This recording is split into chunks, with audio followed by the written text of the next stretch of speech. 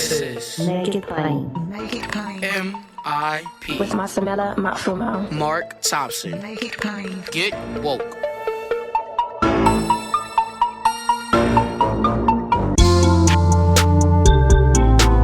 God bless you. Get woke. Folks, MIP is now COVID-free, meaning free to all subscribers as we navigate this pandemic. We're thinking about everyone, and we've got to get through this together. So for a limited time, no fee to subscribe to Make It Plain on your favorite podcast app.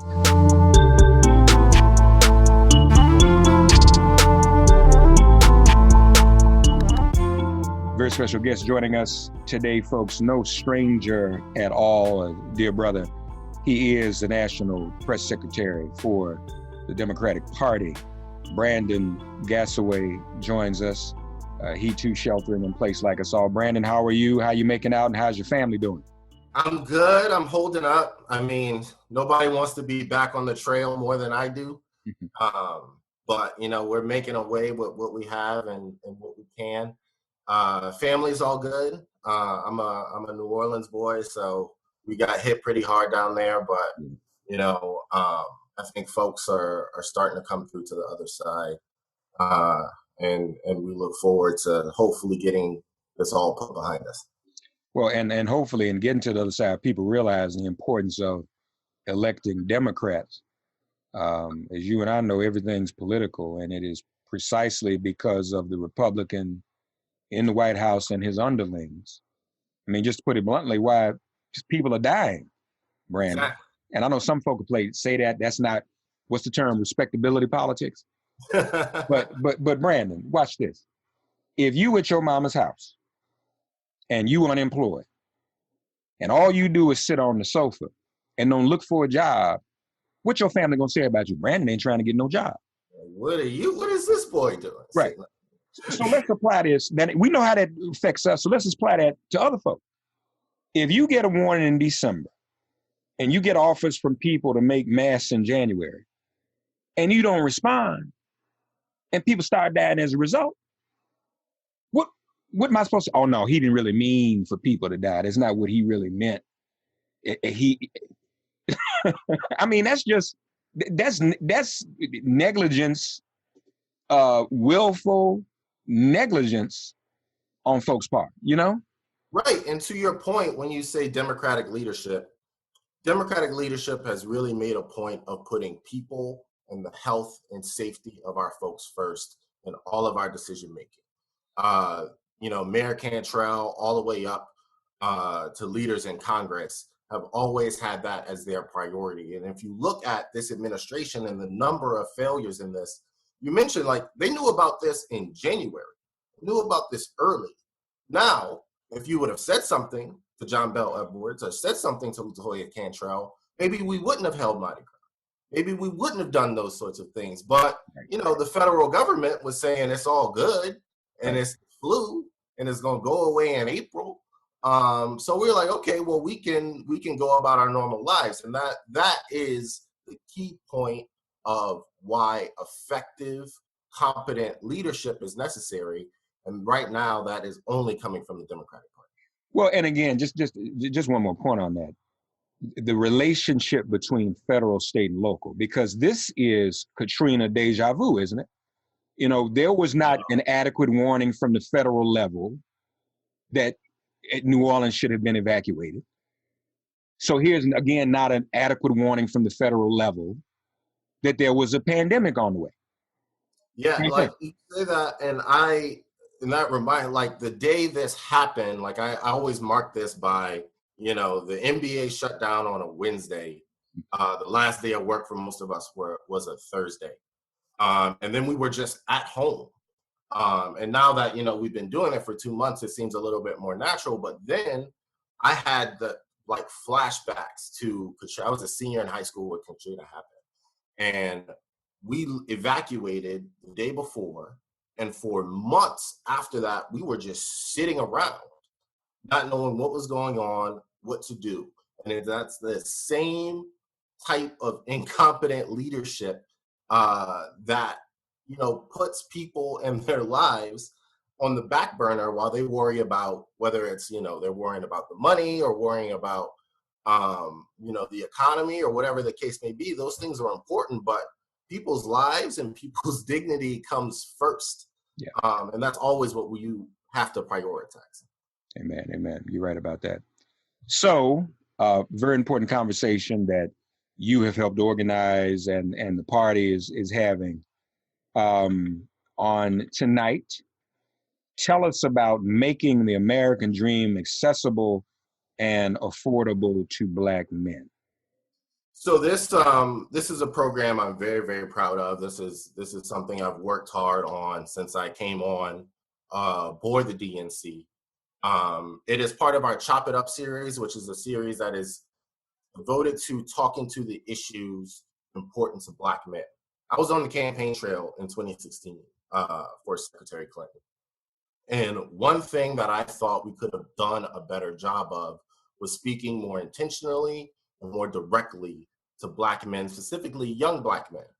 And we've done that throughout this cycle. We've been to Columbus, we've been to Charleston, South Carolina, we've been to Atlanta, and a number of other cities in barbershops and other places where, Black men gather and have conversations to talk about what is really important to our communities and what do we want to see from our government.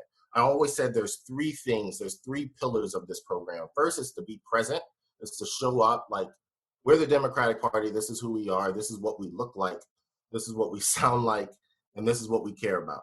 Two is to be accountable. What have we not done that you would like to see us do? What have we done wrong that you would like us to see better? We want to come in front of you so you can tell us those things. And then third, it's to empower. It's to say, hey, we are here to work for you. Your government is only as good as the investment you put in it. So, while things may upset us, while things that happen that we feel that aren't built for us, aren't made for us, aren't benefiting us, well, it is up to us to change those things. And I want to be here to say that the Democratic Party is your vessel for whatever policy changes you want to see to make those into a reality. Now, we also have to deal with the reality of the country. We have a House, we have a Senate, we have the executive branch and the judiciary. So we have to make things happen through those channels. But I always say the two most important things in politics are money and votes. And we spend the money to get votes. So if we can get a whole lot of votes together, that has more power than anything else. You can do anything in DC if you have the votes. We have Republicans in Congress that say, oh, we can't spend money on this. This is too expensive. How we're going to pay for it. But when it came time to it, we spent $2 trillion in a week because we had the votes. And that type of empowerment to show we can do anything we want to do if we all get together, figure that out, and then put a plan in place to get it done. And that's what this conversation is going to be focused on. It's talking about what's on the table, what you would like to be on the table, and then how we can get those things done. And then Jim Clyburn is pretty much going to be the focus and the keynote. Jim Clyburn is the featured speaker. He is going to update us on what is going on in Congress, specifically in regards to Black men. Jim Clyburn is the highest elected Black male elected official in the country, is the most powerful Black male in the United States government, both in government and politically. If you saw what happened in the primary, the type of influence and the type of power we have within the majority whip, Jim Clyburn, is immense. And having someone like that at our disposal as Black men working on our behalf is an enormous benefit. And if folks could tune in and get the ability to hear from the majority whip and ask questions and try to understand better how our system works and how we can improve it, I think is a really huge benefit to folks. So, and obviously too, we are disproportionately dying from this disease. And I'll be honest with you, Brandon, in electoral politics, you look at the math. And in the states which Hillary Clinton lost collectively by less than 100,000 votes, that Trump was able to pick up electorals in Michigan, Wisconsin, Pennsylvania, we are dying disproportionately. So I'll be honest with you, brother, and, talk me down. I worry that, if it's only 80,000, that's all, 80,000, that our base, the votes we need from African Americans, including Black men, this November, too many of them are dying. Those are votes we need that are dying off. Help me feel better about that. So, I mean, that is absolutely true. I grew up hearing the saying, when America catches the cold, Black America gets pneumonia. Well, when America catches COVID-19, Black America dies. This is no joke. This is serious. But, for the electoral piece, the Democratic Party is fighting tooth and nail against Republicans, and Republicans are spending like $20 million trying to suppress votes. But we are fighting to make vote by mail, early voting, expanding the access to the electorate so you can vote and vote safely. So you can, if you want to go to the polls, you can go to the polls a week early so we can have social distancing in place. If you want to stay at home and have your ballot sent to you and you fill it out and send it back, we're working no matter where you live to have those things happen too. So we are laser focused on protecting the franchise here at the DNC to make sure that all avenues of voting are open to our community. But it is an absolute truth that we are disproportionately being harmed and dying from this disease. And it's not just dying, it's people that are in ICUs and holed up in the hospital for weeks at a time, which, isn't a fun experience either. And takes away from whether it be your earning potential or whatever it is that you contribute to your family. That's taking those folks out of their homes and putting them in hospital beds if it's not putting them in graves. So we need to have leadership that's focused on that problem. Like, we didn't even get those numbers until we yelled and screamed from them for this administration. Right. So, that is front of mind for us, and making sure we have our ability to vote so we can put folks in power that's going to put our health and safety first is definitely a priority for us at the DNC. What do we have a plan yet for the convention? So we have moved the convention back 5 weeks to the week of August 17th. We have held that date. We are still set to be in Milwaukee, but we just had a vote last week of our Rules and Bylaws Committee to give our convention team that is very experienced and knows how to deal with these things, that have done many conventions before, dealt with national disasters. We have given them maximum flexibility to put on a convention that puts our health and safety first in consulting with local officials, but hopefully to still have some form of convention in Milwaukee, in-person convention. Now, they have the flexibility to scale up or scale down based on what the public health information is at the time. But we will be closely monitoring that before we make any final decisions. And I want to make this point also, because we don't make these decisions in a vacuum. We have a counterpart in the RNC who has a convention in Charlotte who are making none of these types of considerations. The quote from them is full steam ahead. So they're willing to put folks in harm's way, and not just their people who are attending the convention, but the folks who live in Charlotte, who have nothing to do with their convention and can care less about the convention. You bring, tens of thousands of people to a city and it's not safe. That's not just going to affect the attendees, it's going to affect the folks in the city. So I always make a point to say, we're not the only ones that are planning a political convention, but we are the only ones that are saying, hey, if we got to ease up off the gas to keep people healthy and safe, and maybe find another way to do things, that we will. Yeah. Okay. Well, that's good to know. Brandon, let people know where they can join this town hall tonight, and also some of the specific topics you're going to cover. that impact Black men? So you can go to Democrats.org and sign up under Mobilize. There's a link there to get registered and sign up for the event. You can also go to my Twitter account. I have it up there. Brandon BG _ has the information for you where you can sign up. This conversation specifically is going to focus on economics. Now, we're going to have a discussion and talk to folks. So if other things come up, but we are targeting this discussion to be around, how we can get this bread, frankly, as Black men. As I mentioned, we've done these conversations all around the country, and the overarching concern is either I need the government to get out of my way so I can make money, or I need the government to do X, Y, and Z.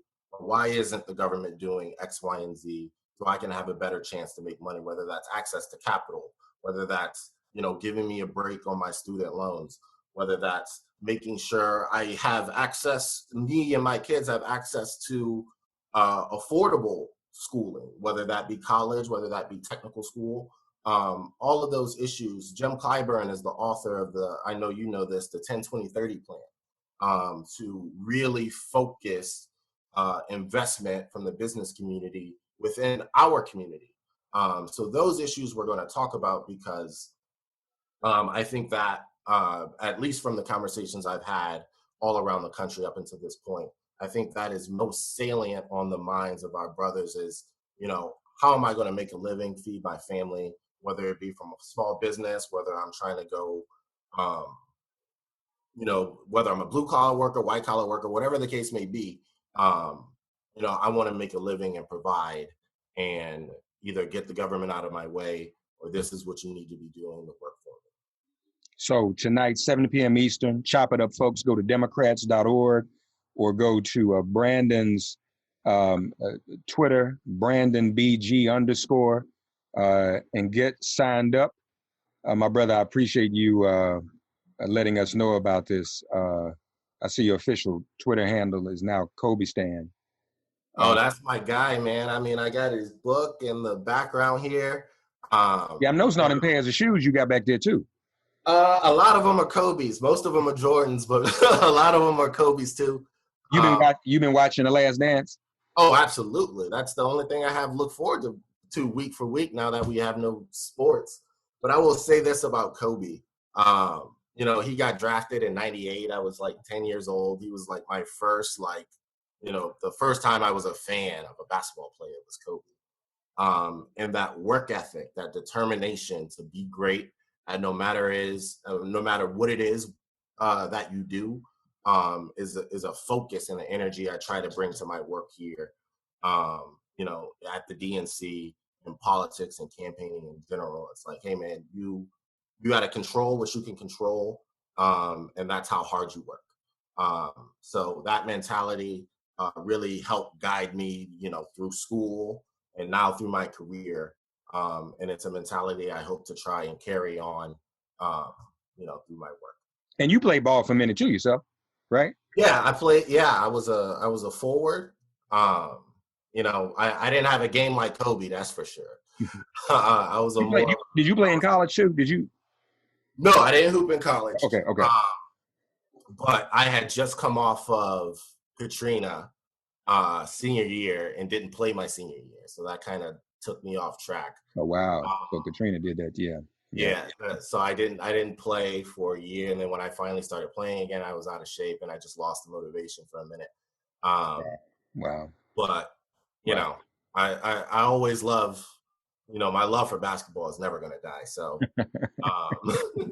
it'll always be there. But I'm just relegated to LA Fitness now. When that opens up. So do you agree that Michael is the greatest of all time? Absolutely, unequivocally. Okay. Unequivocally the greatest basketball player of all time.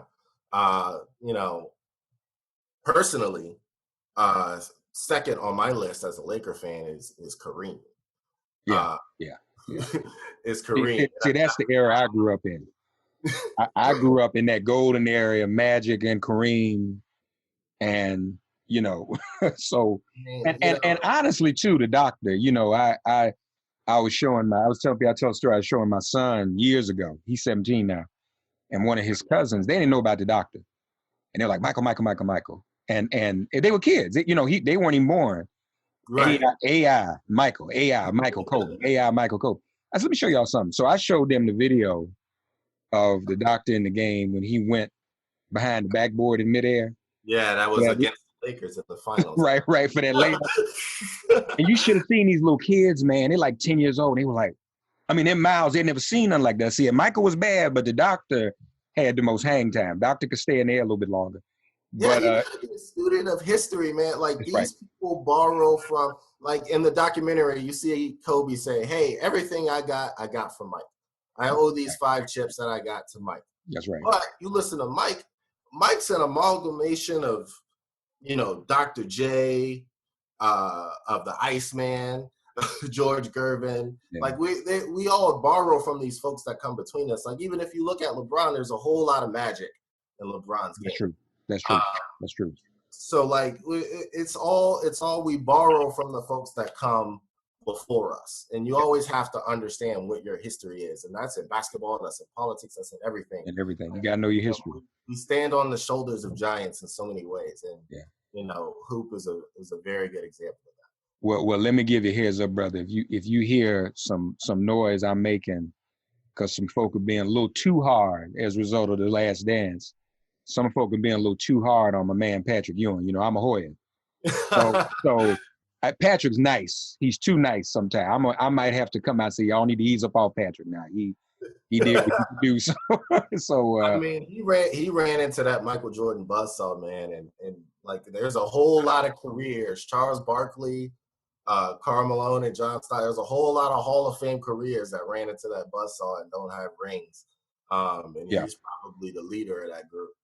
Well, but like you said, he played 17 years, and only 6 of them losses were the ones to the Bulls. But I'll be honest with you, man. I remember when Michael first came up, and the Bulls had to make a decision. Michael was scoring 60 points a game, but they couldn't win. Right.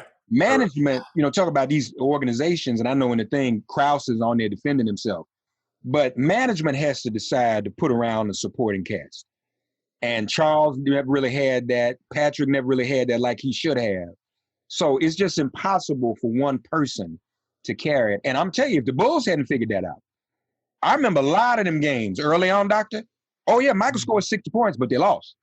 Yeah. And there wasn't even, I remember at the time, there wasn't even a hope of the Bulls winning any kind of championship.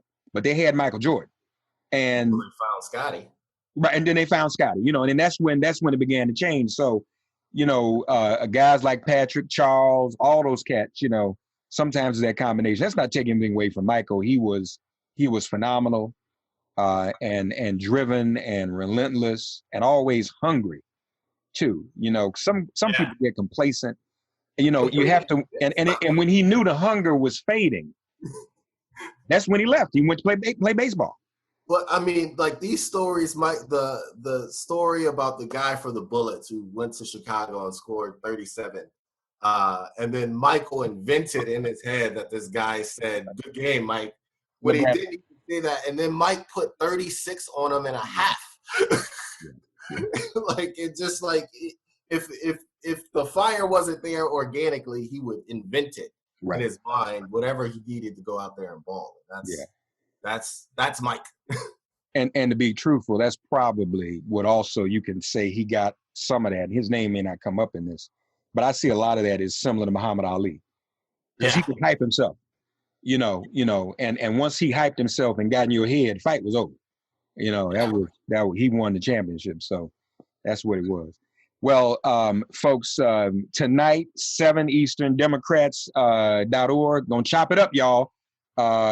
Making the American dream accessible and affordable to Black men. Glad you're doing this, Brandon. Very important conversation, especially now, because Trump is trying to peel off as many brothers as he can with his foolishness. I don't think it's going to work, but we need to continue to have these conversations as a party. So I appreciate you, brother. Absolutely. We got to stay focused on what's important. Stay focused on who's working for us and who has our interest in mind, and not get distracted by any of the other foolishness that's going on. Appreciate you having me on. and look forward to talking to you. All right. Thank you, Brandon. Be safe, man. Love to the family, brother. Thank you. Appreciate it. All right.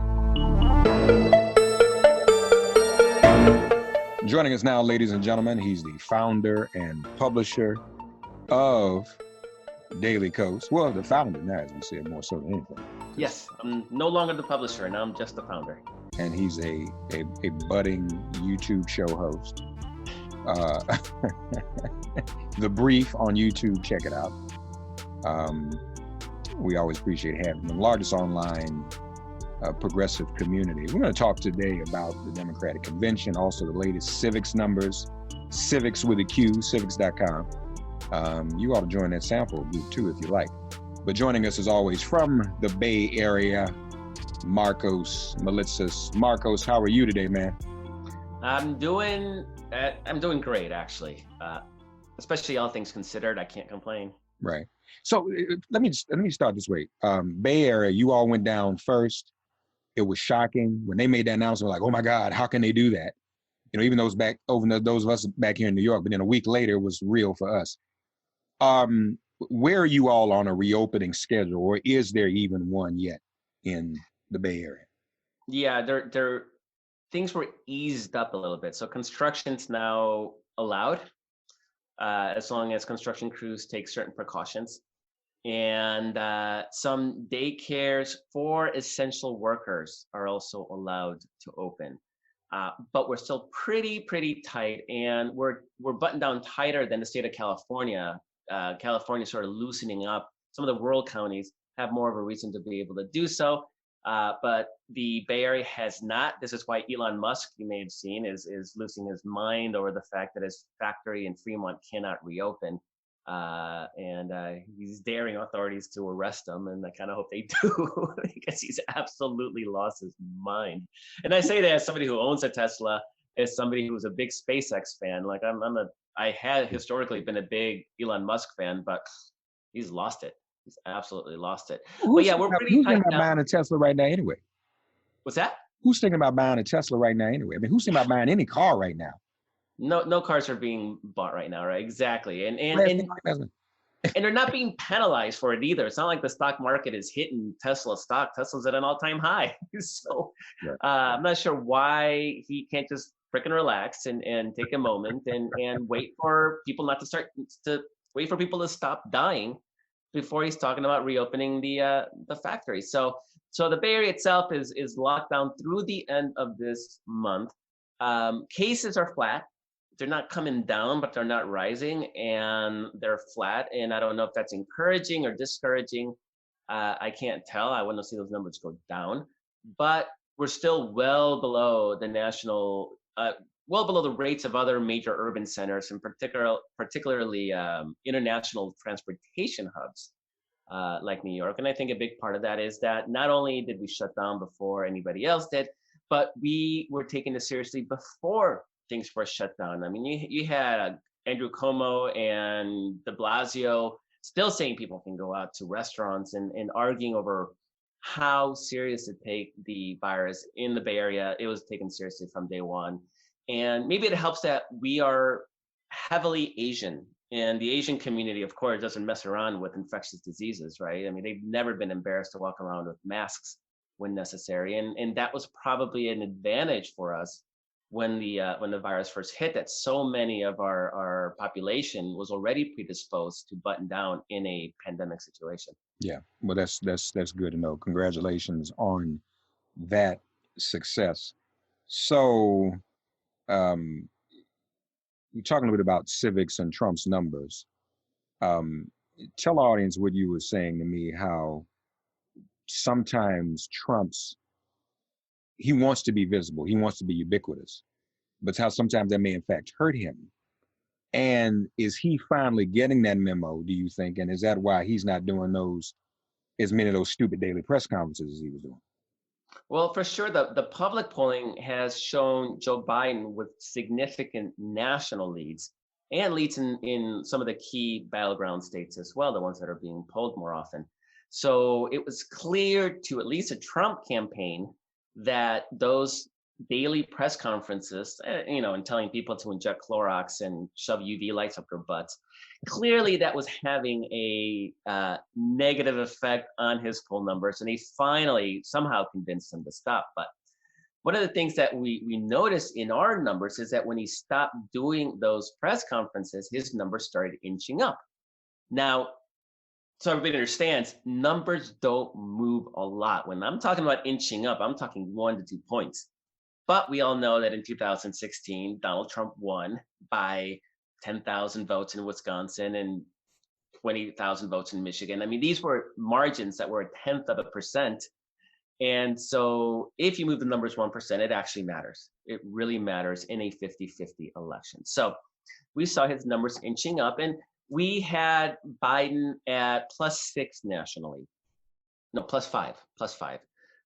48, 43, 49, 44. It was hovering around there. Now, we are more pessimistic than a lot of the national polling. You've seen some of these gaudy numbers where Biden's up by 10 or by 12.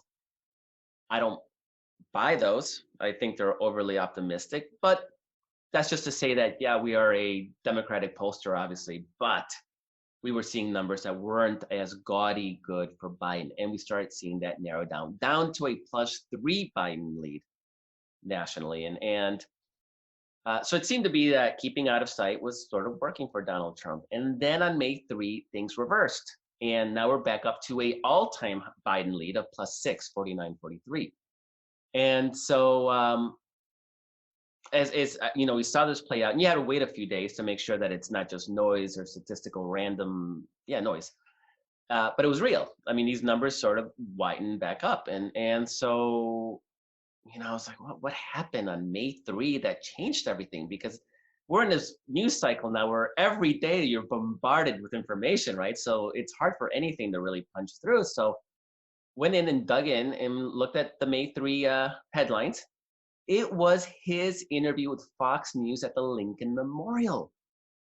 That's what turned things around. It's one, the gaudiness and the disrespect to history in shutting the monument down to public use for his own aggrandizement. So I think all those played into that.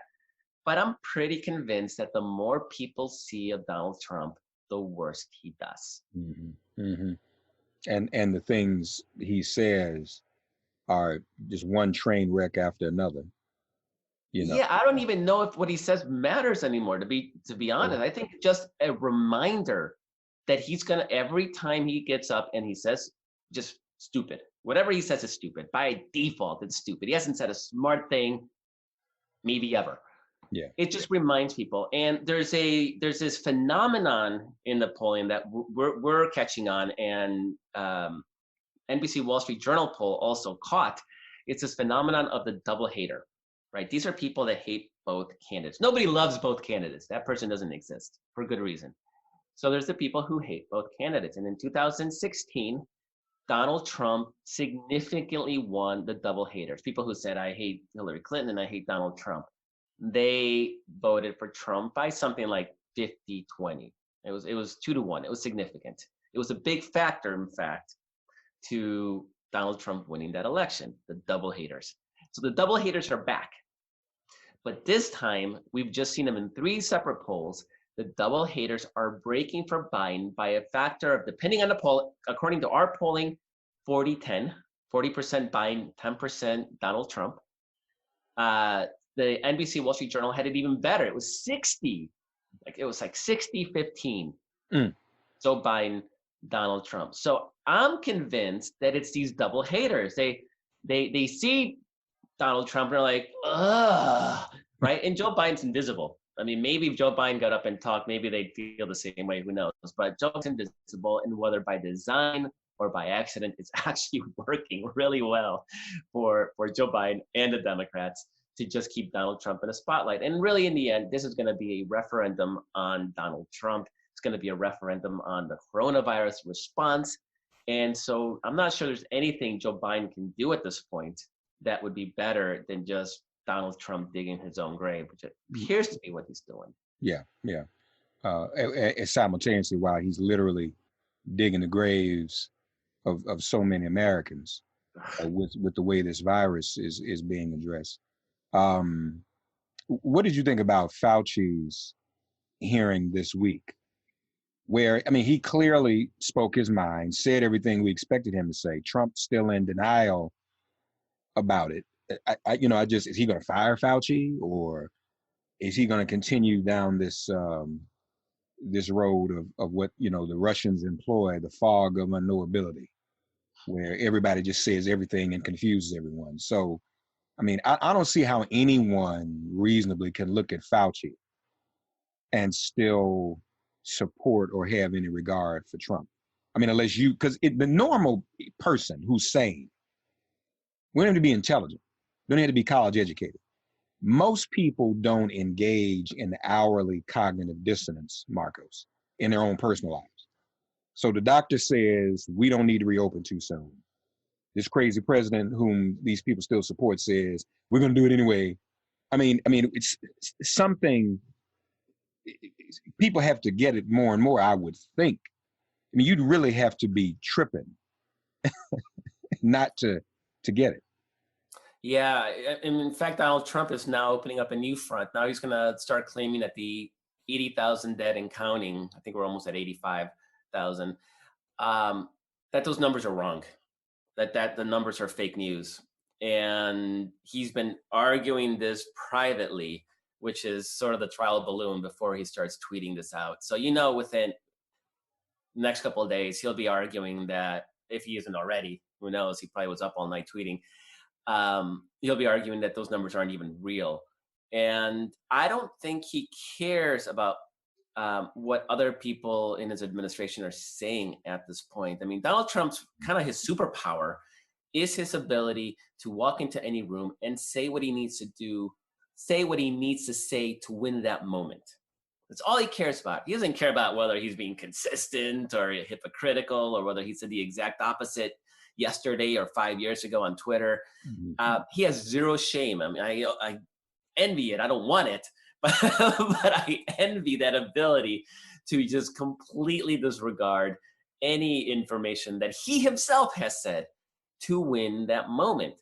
And so Fauci can say whatever he wants, and I don't think Trump cares, because he will tweet to his faithful and to his followers and to Fox News and Fox and Friends what they want to hear, and they will disregard everything else. And it's sort of a strength and a weakness, of course. It's a weakness, obviously, because he is completely either he's unaware or just simply doesn't care what the rest of the country thinks, and that puts him in a very, very difficult position, because this was a no-brainer. You have a national emergency all over the world, even in the hardest hit countries like Italy and France. You have people rallying around their leaders just because people want to believe in leadership when stuff is going to hell. And so for Donald Trump to not be a beneficiary of that really points to just how hard he worked to not be a beneficiary of that, to not care about what the broader American public wanted. And that is reflected in not just Trump's really poor numbers, but also in the governors. Almost every single state's governors have sky-high approval ratings right now. The exception being Georgia, Brian Kemp, who has been very Trumpian in his refusal to acknowledge the pandemic and the effects it's having on his people. So it's again, it's a strength that he can walk in and say whatever he wants, and it makes his friends on Twitter and the Republican Party happy, and it makes Fox and Friends happy. But it puts him in real danger, and where it's really starting to show up, and it's starting to freak out the Trump campaign, because we've seen several stories on it, is with those over 65-year-old voters, white, over 65. They are the most reliable voting constituency. Donald Trump won them by 6 points in 2016. Right. And he was winning them by about 15 points in our polling midway through his term. They liked his special brand of obnoxiousness and racism. And they are starting to abandon him. They are shedding, and we have him down 9 points with that constituency overall from the height. So now he's only up maybe 3-4 points amongst seniors over the age of white, over 65, voters. And again, you think, oh, it's only 6 points or it's only 9 points. Those numbers matter when the 7 battleground states are 50-50 battles right now. Is this whole Obamagate thing an act of desperation in that regard? First of all, you tell us. He couldn't tell us at the press. What is Obamagate? What's Obamagate? I still don't know what it is. And he was asked straight up what it was, and he couldn't say what it was. You know what it is. Your newspaper doesn't write about it, but it's obvious. It's obvious to everybody. He has no freaking clue what it is. So what they're doing 2 things. They're so obvious, right? The first one is they're trying to Hillary him, to make him so toxic that he can't go on the campaign trail and advocate for Democrats and Joe Biden. That's the first one. I mean, it's gonna fail so hilariously bad. Right. Obama is actually popular. He's popular with Democrats, and getting out the vote is going to be a critical component of the Obama, strategy moving forward. But he's also popular with independents that otherwise don't like either Trump or Joe Biden, those double haters. So he's going to be a potent force, and they know that, and they're trying to minimize that. But the second one is they're trying to discredit the entire Russian investigation, and it seems obvious to everybody at this point that the end result of this is they're going to rescind those indictments against those Russian officials that led the disinformation campaign on behalf of Donald Trump, because he is impeached. He knows that that's in his legacy. It kills him that it is. And so if he's going to go down this year, he's going to go down making sure that every one of those allegations are as discredited as possible. And so making Obama out to be this is projection, of course, right?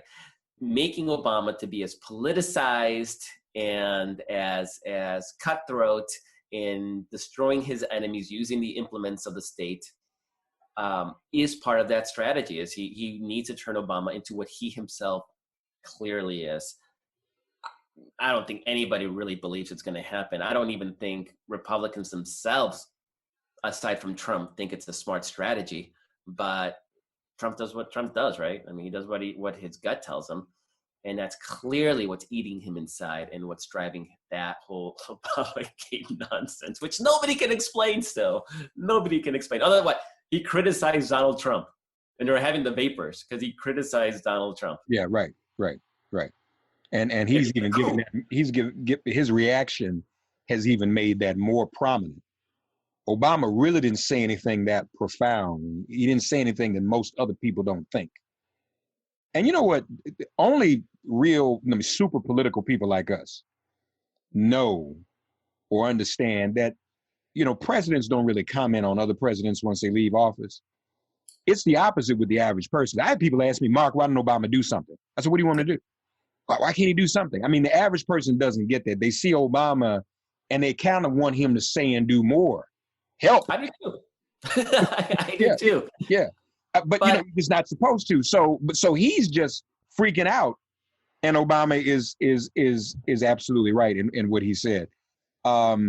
Speaking of Obama and the Democrats and what needs to be done, the convention, you feel that the Democrats should just have a virtual convention. And of course, folks, as we've discussed, Markos considered running for chair of the party. And as a friend, I would not have let him do that alone. I would have been right there by his side. I would have asked to be vice chair. And I think we would have had a ball. But anyway, and don't get me wrong. I love Tom. I'm not knocking Tom in any way.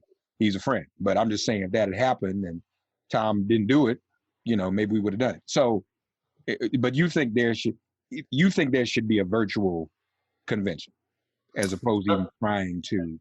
Right. I mean, it's clear that there should not be an in-person convention. It would be reckless and dangerous both to our delegates, which include all our elected officials, include our super activists. Do we really want to knock them out and maybe lose some before the election? Just from a strict practicality standpoint, beyond morality is clear. You don't put anybody at risk. But you're also putting residents of Milwaukee at risk by bringing in people that may be infected, by forcing them together at a time that we shouldn't be bringing people together. It's a no-brainer. Don't have the convention. There's just no scenario that makes sense to have in-person convention. So then the argument is, well, Republicans are going to accuse Democrats of being cowards while they themselves have a convention. And one, who gives a crap what the Republicans say, right? They want to have a COVID party in up in North Carolina. I feel bad for North Carolina, but I hear North Carolina want them to come. The people in Charlotte don't want them to come. I doubt it. I hope nobody goes in and waits on them. I hope it's they gotta wait. They gotta bust their own tables, right? Cook their own meals. Right. But I looked. I was like, would it be dangerous for us to not have a convention? How important is a convention to a nominee's numbers?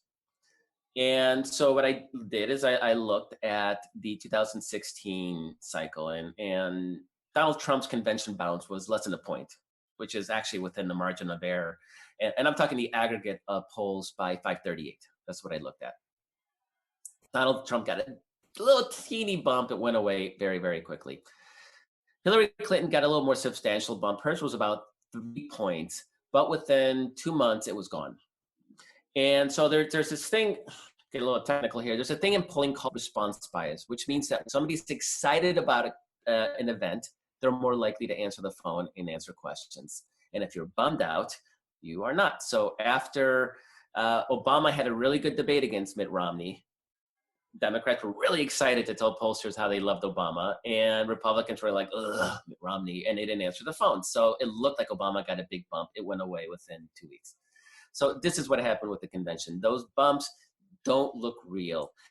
And in fact, what blew my mind, I didn't know this, I hadn't seen this, the aggregate lead that Hillary Clinton had on Donald Trump before the convention, so we're talking in late May, early June, the lead that she had was 1.6 points, 1.6 points lead.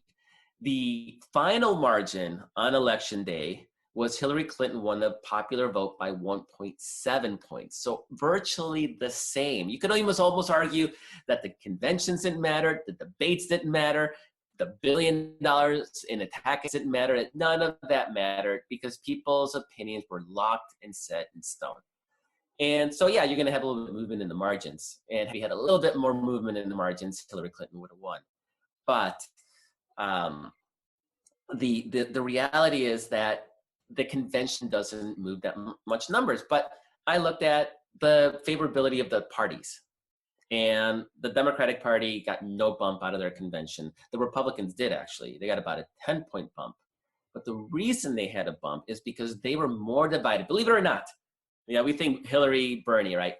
The Republicans, were more divided because the Christian right wasn't really aboard Donald Trump at that point. And it took the convention with a bunch of people like Huckabee talking about how Trump actually, in fact, was a very moral president. We all laughed when we were watching, right? But it actually worked. It actually helped unite their party. And today, both parties are equally united. It's about 82% of Democrats support the Democratic Party, about 81% of Republicans support the Republican Party. So even on that front, as far as a party building, unite the party front, it doesn't really seem like it's necessary this year. So what are you missing? You're spending a lot of money, you're putting people at risk. So you can have some parties and drop some balloons. And yeah, it's gonna suck. Keep in mind, Barack Obama's big sort of introduction to the nation was speaking at the 2004 Democratic primary in Boston, convention in Boston, right? So it's an opportunity to introduce us to like the new and up and coming and new talent in our party. But do we really need that as much in the world of the internet? We don't need a convention for Alexandria Ocasio-Cortez or for Ayanna Pressley to wow everybody. They're already doing that. Right. Yeah. Who's out there that we don't already know? I mean, when Obama did might be somebody, but you're right. But I mean, at this point, if you don't know how to use social media to build your brand, then you don't have much of a future nationally in politics, because that's where politics is going anyway. So yeah, the ones that matter, the ones that are great, we know about them already. And there may be some state senator somewhere that we haven't seen yet, but we don't need the convention to find her. She'll come up, she'll emerge eventually. And so I'll actually miss the convention. I actually will miss the balloon drop. But is it going to hurt us electorally? I don't see how. I don't see anything in the data that suggests that we need it to defeat Trump. And that's, I think, what matters in the end. Yeah, it does matter. That does make the most sense. Well, we'll see. I know that there's a lot of deliberation going on even as we speak as to what the Democrats may or may not do. Including, I know there's another option of only convening literally the delegates. You know, most conventions you got the delegates in it, but why don't you just have a couple thousand delegates? Yeah, you got the alternates and yeah. Yeah, but still there's the risk. And if you're talking about Milwaukee, New York's the epicenter, obviously, but their epicenter to me is relative. So New York's a big city, of course, but in a place like Milwaukee, where, you know, it's decimating the population, particularly African Americans, is risky unless you literally shut down a section of the city and quarantine it off 2 weeks in advance. You know, bring people in. I mean, and you know, because then people are going to want to go out to get things to eat and patronize certain businesses. Then do the people on the ground, do they risk coming into the quarantine to serve those? You know, I'd even suggest, you know, Miller Park. You know, you 60,000 seats, you put a couple thousand people in there, you got plenty of social distancing. But when you're not in the park, you got to be in the hotels, you got to be in the restaurants, in the bars. So, and then, man, you know, I really wonder how many Democrats want to risk getting on a plane at this point too. I mean, you know, is that really worth it? There's a lot of anxiety more than ever before that would go into even attending the convention for the individual. A lot of anxiety. So that sounds, I mean, I think what you're saying. The other thing too I would say about that, I like, you know, you and I aren't nerds per se, but we like technology and we're fascinated. You're nerds. Are you? Oh my I don't God. think you're a nerd. You're not like the average nerd. I mean, you have personality. You know, you're not. But I'm saying that to say, I think this moment, because I've been talking to other people in the clergy and in churches even. This is an opportunity to figure out alternative means of gathering other than what we've traditionally done because of this virus. We really have no choice. So, you know, Zoom may not be the perfect thing right now. People are using it, but what is the platform? What is the medium by which we can never be caught off guard again and unprepared? You know, this will probably not be the last pandemic in our lifetime. I hope it is, but who knows? So rise to the challenge. Even as a party, there's a way to really still be involved without risking everybody's physical well-being. Challenge that, you know, bring out the best to figure that out and make it happen. I think that's worthwhile. I think, you know, we got a glimpse of that from the hearing this week. I mean, Congress actually pulled off a distance hearing, you know. Supreme Court. The Supreme Court even. Oh my God. I mean, we don't hear Supreme Court arguments live like that.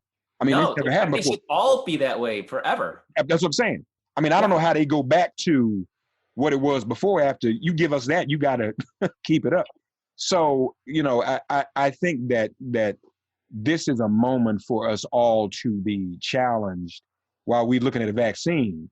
Well, what is the vaccination for what is bound to be an extended amount of distance going forward? What is the vaccination for a medium that can bring us all together without risking everybody's life? So, and you know, remember the early talking point about how many people the flu killed, right?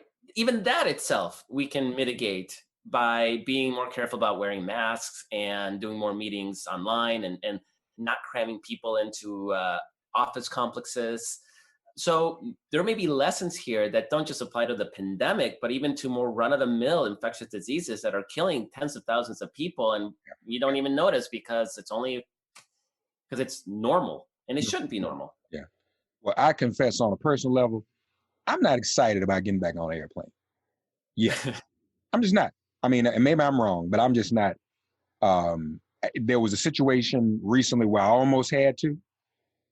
And then the story came out, and I'm here at LaGuardia, Lord have mercy. The story came out about folks being sick at LaGuardia. You get to the airport, planes are canceled because they find out the crew overnight got sick. Yeah. It's too unpredictable. So you stuck in an airport that's infected, trying to get on a canceled plane that was infected. I mean, I'll be honest with you. I don't see a whole lot of folk clamoring, even delegates, to get to Milwaukee if they don't have to. I just think it's risky. Yeah, and Mark, the number one story on DailyKos last week was the story that I wrote on Sweden. And this came up again because on Tuesday, Rand Paul, during those hearings, was saying that we need to do the Sweden model. Right. And the Sweden model is not close anything, right? That's the Sweden model. That's just to go on as if nothing. And what's not surprising, and first of all, Sweden, 50% of Swedes live by themselves.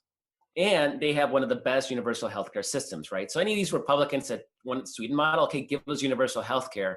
And then we could even start considering the Sweden model, right? But then what happened in Sweden, what's not surprising is they're rising fast in deaths per capita. They're, I think, the 6th or 5th largest now in the world, and they are skyrocketing. It's becoming a mess in Sweden. But what was surprising, I did not see this coming, is that per the International Monetary Fund projections, Sweden is projected to have the worst economic contraction in all of Europe. So they kept everything open in order to save the economy. And not only are people dying in droves, but their economy is in the gutter and getting worse. And what happens is that dead people aren't good for the economy, believe it or not. Who knew, right? Yeah. If you see every other human as a potential vector for disease, there's not an economy. And until that stops, and this is what Trump doesn't understand, this is what Republicans don't understand, that's what those idiots with guns at state capitals don't understand, is that you don't save an economy when people are being infected and dying by the tens of thousands. And so Rand Paul, I wanted to say, yeah, look at the Swedish model and tell me what about the Swedish model is so interesting to you or so appealing to you. Is it the fact that the death rates are higher than in the United States right now per capita? Or is it that the economy is contracting at an even higher rate than in the United States? Is that the part that's attractive to you? So, good point.